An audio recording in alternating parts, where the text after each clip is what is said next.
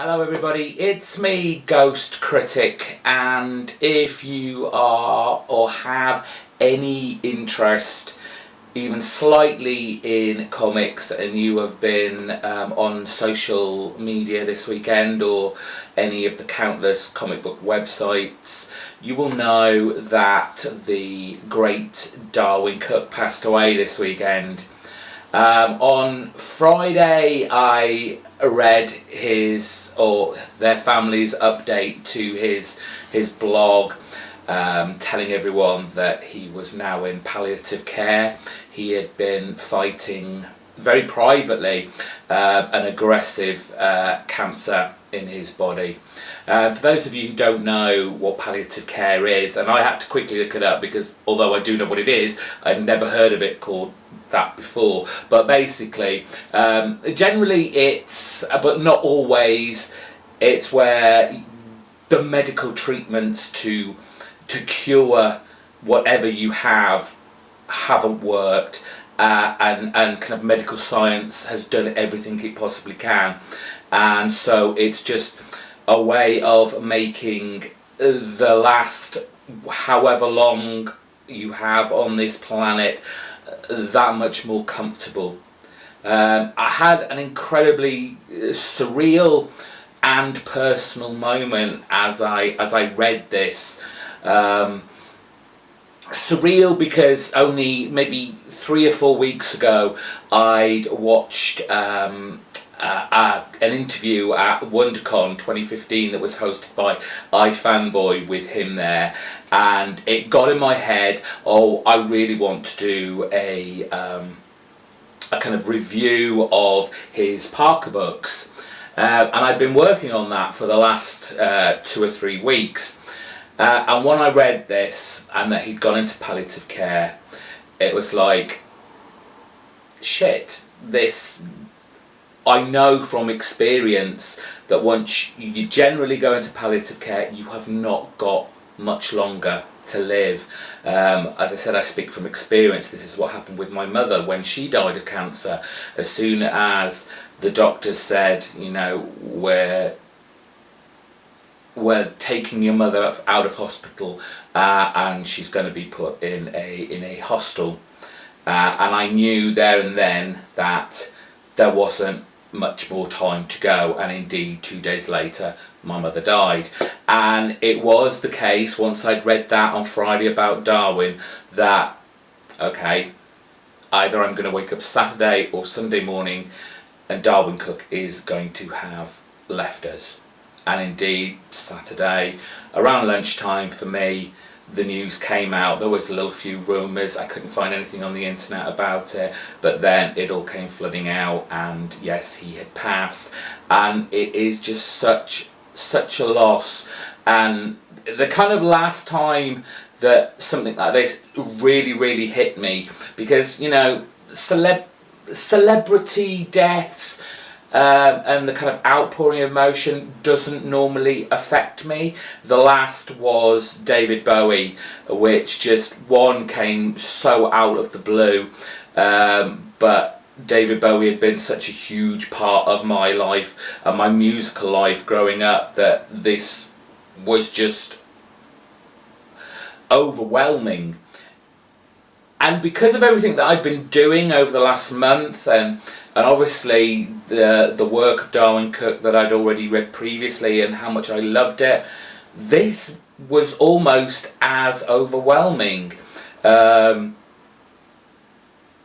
It's your heroes dying, and those heroes are so talented. They have so much to give, and they're just taken away from us just like that. And it just feels like there's now a hole, a kind of Darwyn Cooke shaped hole that is going to be missing from the comic book industry, and his loss is going to be felt for years and years and years to come. The majority of people probably know Darwyn Cooke for his work on DC. You know, they always kind of usher him along to do like variant covers, and he gives the kind of golden age through to silver age kind of feel to these variant covers. He did The New Frontier, which is a fantastic graphic novel that I read. I think it obviously came out in singles, but I read it as a graphic novel. And his style was unmistakable, and he had a true love and passion for the characters and the work he was involved in. And although that is all great stuff, he's just finished. He just finished the Twilight Children, which I love, that 6-issue mini-series. Go pick that up when it comes up. Inevitably comes out in trade now. Even if it was already going to, pick that up because it's just another great piece of Darwyn Cooke artwork. It was always the Parker books for me that just made me realise what a fantastic storyteller that this guy was, whether it was just in the written word or just visually. The guy had it down, and I know of no other writer, creator, artist who can do this to the heights that Darwyn Cooke could. It's strange to me because it came out on IDW, and from what I've heard and what I've read, he went to Image, he went to Dark Horse, two of the places that I would have thought would have snapped this kind of series up, but for whatever reason, I don't know, commitment wise or whatever, they wouldn't take it. And when he took it to IDW, well, these books were born. And the great thing about Darwyn Cooke, and the more I've watched him in interviews and videos, he's not afraid to say, or wasn't afraid to say, what was on his mind. And it didn't matter whether it was the people he works for, his peers. If he had something to say, and even if it was in a negative light, he would say it, but he didn't mean it in this kind of catty, gossipy way. I felt it was more, look guys, you've got to go with the times. I mean, this guy was in his 50s, and you would expect him to be kind of like firmly entrenched in like the kind of the paper, the floppies, the single issues, and that kind of stuff. But he was so wanting the medium to kind of move forward. He was a big advocate of even the digital age. This is why the book, these Parker books look the way they do. They're kind of very unassuming graphic novels. These didn't come out in separate single issues. They all came out in collected works, in these hardback books. They weren't the size of, you know, the normal kind of graphic novels. They weren't kind of oversized. They had this novel book kind of aesthetic about them, and I think that was a very clever move, because it made people pick these up in the thought that they were picking up a novel. And if you flip from page to page from the beginning, it's not until about the 5th or 6th page that you suddenly go, oh, this isn't actually a novel. But the aesthetic of it all, the feel of it, you feel like you've got a kind of new release hardback novel in your hand. He was very clever in kind of branching out from the confines of what the industry expected, i.e. we will bring this story out in kind of 6 manageable monthly chunks, then we will put it into a graphic novel, we'll collect it all together for you, and then somewhere further down the line we'll make a deluxe, hardback, oversized version. Darwyn just went straight to the end. He made this gorgeous kind of product that felt substantial. And it wasn't just the feel and look of it, the actual meat inside of these books, the actual storytelling, the artwork in it was just phenomenal and blew me away time and time again after I read these books. And I have read these countless times. It's sad to know that You know, that 5th book he spoke about in the Parker series that he said was going to be the final one probably will never be done now. Back in 2015 he talked about a book called Revengeance that was going to be published for Image, I believe. I don't know whether we'll ever see that. And it's just all these works, all these ideas and stories that you just know Darwin had within him to tell, and for the most part didn't get a chance to.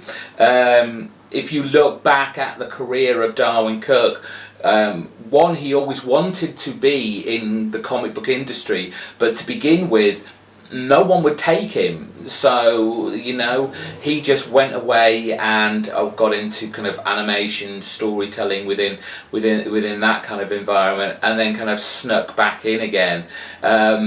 Most of his work, yes, was done with DC.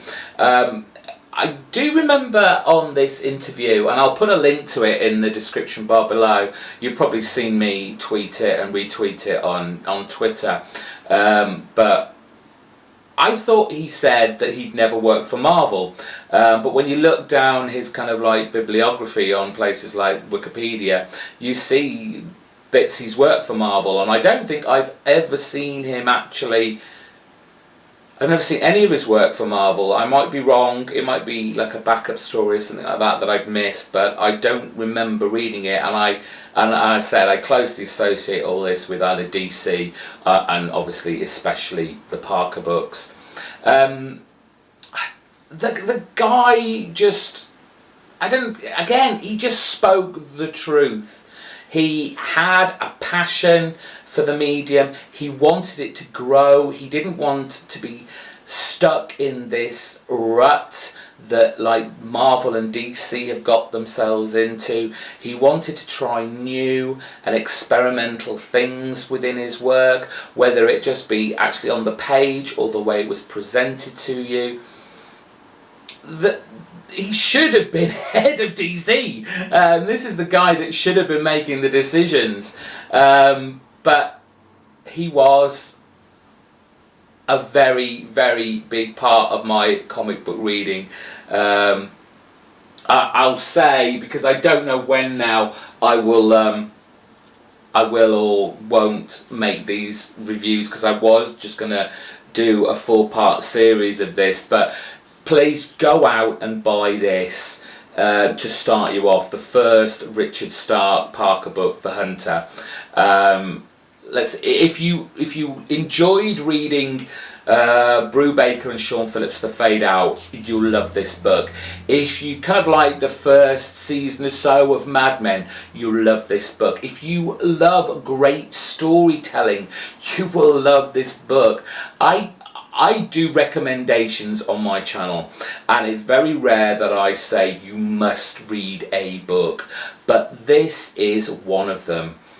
For a book that can have a caption and 5 words right at the very beginning of the book, and then for another 13 pages tell a story in silence, no other word or caption is on that page, and for you to be totally engrossed in that story, know exactly what's happening, know exactly the era you're in, most of all introduce you, and for you to know what kind of character that Parker is.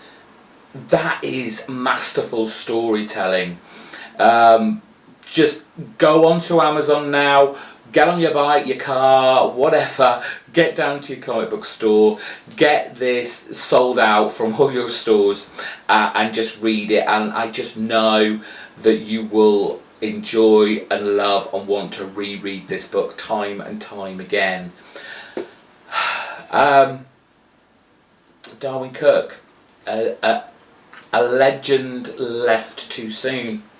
There's nothing else to say.